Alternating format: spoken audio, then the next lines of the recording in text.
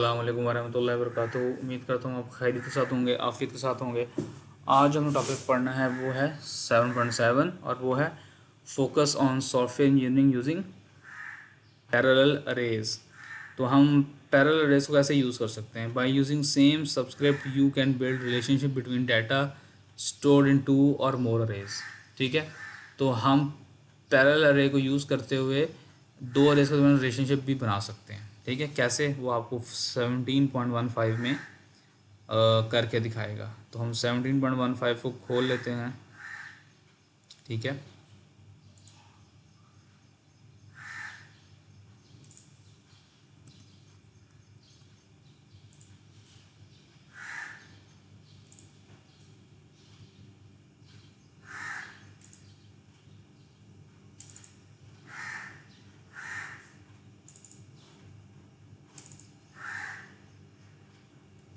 Ji this program uses two parallel arrays, one for hours one for and one for period.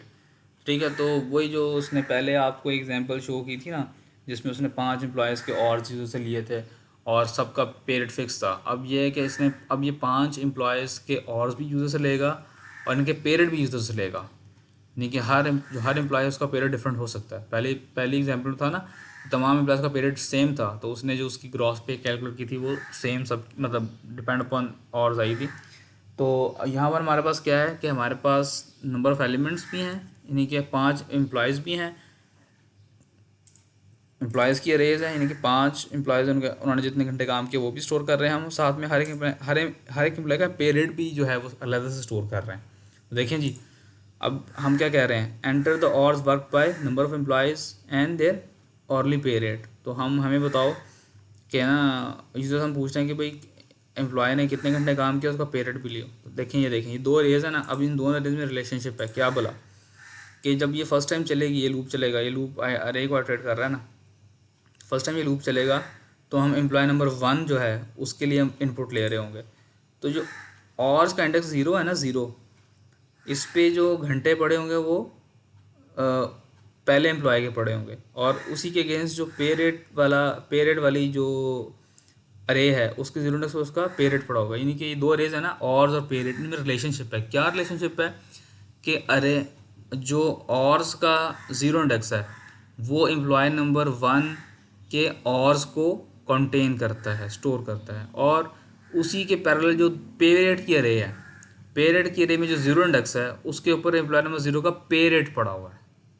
ठीक है, तो हम इस तरह से ग्रॉस सैलरी को कैलकुलेट कर सकते हैं। कैसे करेंगे ग्रॉस सैलरी को कैलकुलेट? ये देखें जी, सिंपल सा, इसमें अभी आते हैं। तो आप देख रहे हैं ना कि इस लूप में क्या कर रहा है, वो कुछ नहीं कर रहा, आपसे ऑर्स भी ले रहा है और पीरियड भी ले रहा है।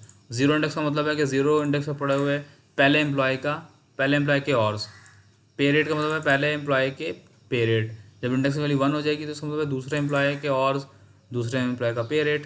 तो ये नहीं कि आप देख रहे हैं ऑर्स और पीरियड में एक रिलेशनशिप बन रहा है कि कॉरस्पॉन्डिंग इंडेक्सेस जो हैं वो क्या होल्ड कर रहे हैं, एक रे जो है उस वो ऑर्स होल्ड कर रही है, और उसके कॉरस्पॉन्डिंग इंडेक्स दूसरे रे में जो है वो क्या कर रहा है, उसके पेरेड को होल्ड कर रहा है। तो जब आपने उनकी ग्रॉस पे मालूम करनी है तो कैसे करेंगे ग्रॉस पे मालूम?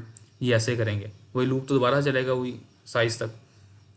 तो रिस्पेक्टिव इंडेक्स के ऑर्स को रिस्पेक्टिव इंडेक्स के पीरियड से मल्टीप्लाई कर दोगे तो उस एम्प्लॉय का आपके पास ग्रॉस पे आ जाएगी, क्योंकि पता है ना आपको हर इंडेक्स के कॉरस्पॉन्डिंग एक एम्प्लॉय का डाटा पड़ा हुआ है। तो इसने इसको हो सकता है कि फिगर से भी डिस्प्ले किया हो।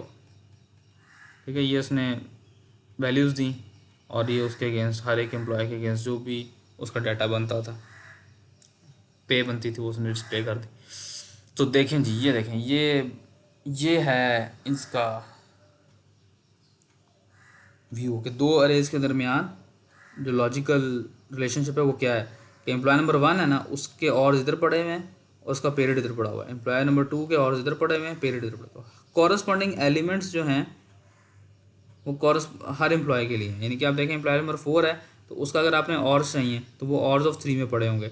उसके आपको पीरियड चाहिए तो वो ऑर्स ऑफ पीरियड ऑफ 3 में पड़ा होगा। यानी कि पैरेलल रेज हैं, दो रेज हैं ना, दो डिफरेंट रेज हैं, और पैरेलल आप इनको यूज़ कर रहे हो, और कॉरस्पॉन्डिंग इंडेक्स जो है इसके दरमियान रिलेशनशिप बता रहे हैं।